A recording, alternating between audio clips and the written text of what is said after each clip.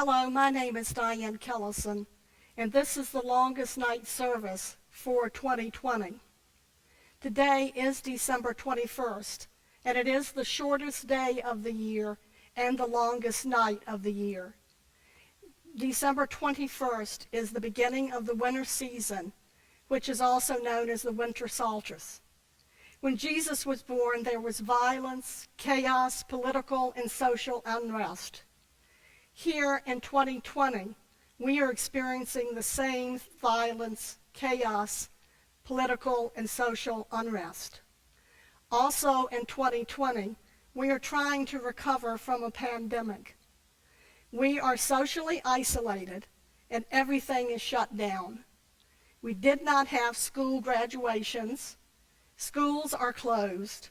Businesses have been shut down. No weddings, no church services at Easter and now at Christmas, and no funerals. Everything is virtual, no human contact. And we have to stay socially isolated, 6 feet apart with masks.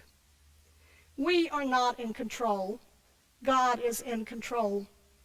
If you remember, the Magi were led to the manger and the Christ child. The Magi fell down and worshiped the newborn King. In that time of darkness, the light and hope of the world was brought forward with the birth of this child. That light was Jesus, who stepped into our world and became fully human and fully divine. Now in December 2020, the planets, Jupiter and Saturn, are aligning, and there is a similar light to the Christmas star. I believe that God is reminding us that there is light at the end of the tunnel, that God is with us, and He will bring us hope, comfort, and peace.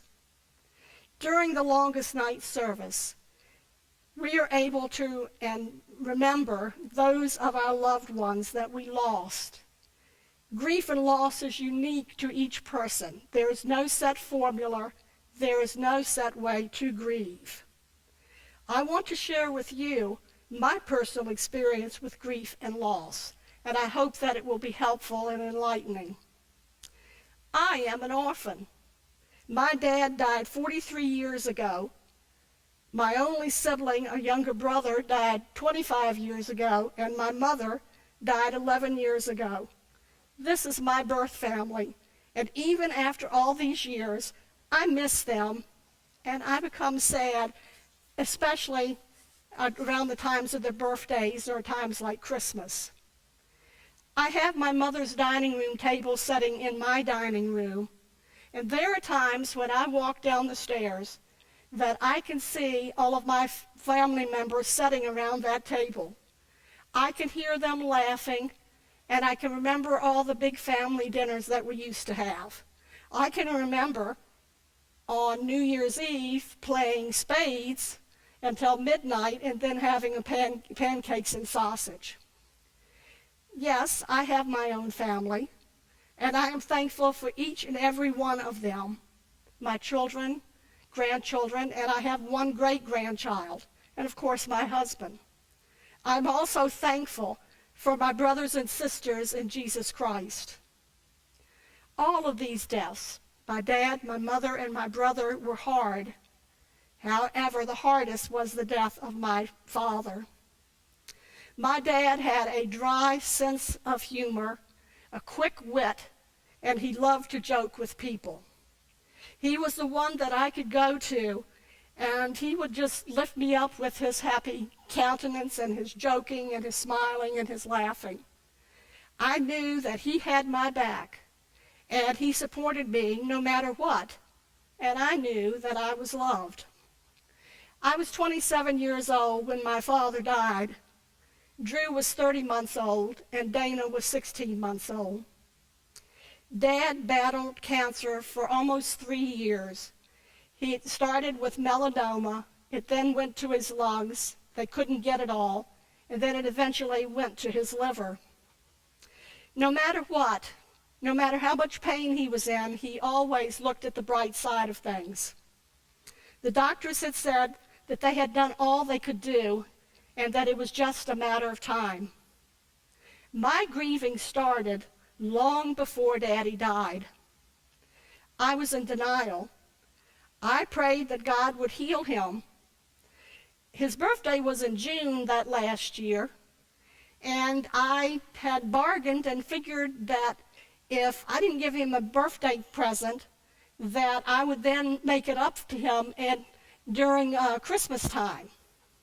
Of course, he died in October, so then I went into a stage where I felt guilty that I didn't give him a birthday gift that last year that he was alive.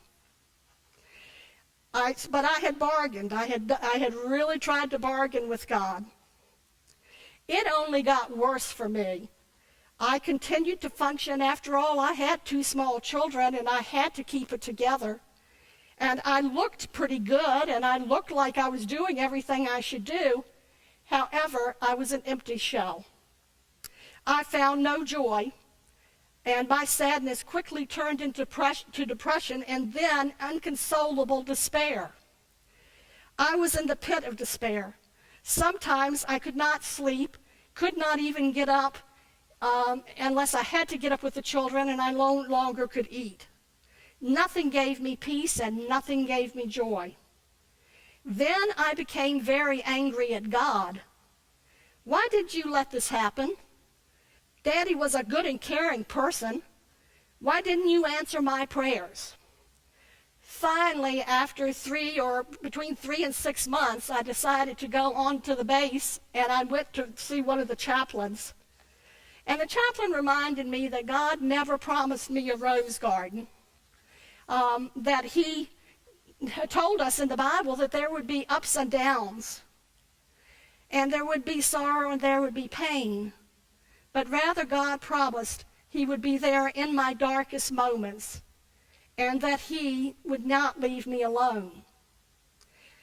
In Isaiah chapter 43, verse 2, it says that when we pass through the waters, I will be with you, and through the rivers that shall not overflow you. When you walk through the fire, you shall not be burned, nor shall the flames scorch you. I wish that I could tell you that after I met with the chaplain that everything became okay. It would be a lie. It did not end. I still had times when I was in denial and felt that this must be a dream, in fact a nightmare, and that I would wake up soon and it would not have happened. I still had times when I felt sad and despair, and I still had times when I felt angry. It got better. Each day it got a little better. I didn't spend every day, the whole day, with those feelings, but they still came. It took over a year before I finally began to make it to the other side and that I could see the light again. Know that all of your feelings are okay. Grieving and loss is part of your journey, and it is very personal. There will be times when things look good, and then there will be other times when it doesn't look so hot. Each person grieves at their own pace, and as long as you have your memories, your loved one is still with you. I had to be reminded that the Bible tells us that God will be with us. Jesus told us that he would comfort us. If you remember the story of Mary and Martha and Lazarus, then you know that when Jesus finally came to the town and he was met by the 2 sisters, and he saw their sorrow, and they told him if you had been here, he would not have died. The shortest verse of the Bible is found there, and it says, Jesus wept. So Jesus knows what it is to be human. He knows our feelings, our thoughts. He knows the sorrows and the pains of being human. Here are some other verses that I have found helpful. Matthew 28:20, I am with you always. Hebrews 13:5, never will I leave you, never will you be forsaken. Psalm 46:1, God is our mighty fortress, always ready to help in times of trouble. Acts 17:27, he is not far from any of us. and Jeremiah 31:3. I will always love you. You are precious to me. Now, one of the hardest losses, I think, is when we lose a child. My mother lost a baby girl between me and my brother. I was 5.5 years older than he was. Mom was approximately 4 to 5 months pregnant when she had our baby named Dawn, D-A-W-N. I always wished as a child that I had a sister. I wondered if we would be best buddies or would we be like oil and vinegar. What would she look like? Would she like music? Would she like to read? Would she like to dance? Would she be full of laughter and happiness and joy? What would she grow up to be? Would she be a teacher? Would she be a nurse? Jesus on the cross told the thief, I will see you in paradise. God will create a new heaven and a new earth, and we have the assurance that there will be a day of rejoicing when we all see Jesus. I believe that I will meet that sister in heaven. As you look at the candle that Sue lit behind me, I want you to remember that after the heartbreak, that out of the darkness comes the dawn. As the dawn begins to light the sky, you begin to have some hope. And then as the day continues, that light gets brighter and brighter, and the darkness will recede. The ultimate light is Jesus. Jesus is the light and the hope of the world. Jesus makes all things right and new. Listen to the words of Footprints in the Sand. One night I dreamed a dream as I was walking along the beach with my Lord. Across the dark sky flashed scenes from my life. And each scene I noticed 2 sets of footprints in the sand, one belonging to me and one to my Lord. After the last scene of my life flashed before me, I looked back at the footprints in the sand. I noticed that at many times along the path of my life, especially at the very lowest and saddest times, there was only one set of footprints. This really troubled me, so I asked the Lord about it. Lord, you said once I decided to follow you, you'd walk with me all the way. But I noticed that during the saddest and most troublesome times of my life, there was only one set of footprints. I don't understand why. When I needed you the most, you would leave me. He whispered to me, my precious child, I love you and will never leave you. Never ever during your trials and testings, when you saw only one set of footprints, it was then that I carried you.